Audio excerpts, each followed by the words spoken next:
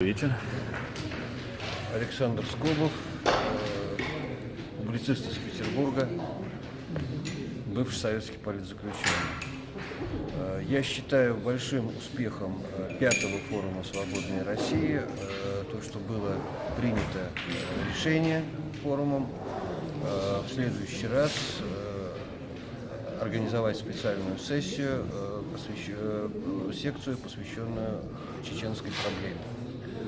И если Путин и его подручные думали, что те преступления, которые они совершили в самом начале своего правления против чеченского народа, им забудутся, и потом это не вспомнят, и потом это никого не будет интересовать, они ошибаются.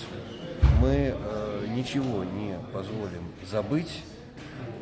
Все то, что они сотворили в начале своего правления, им вернется. И им придется за это отвечать. Спасибо.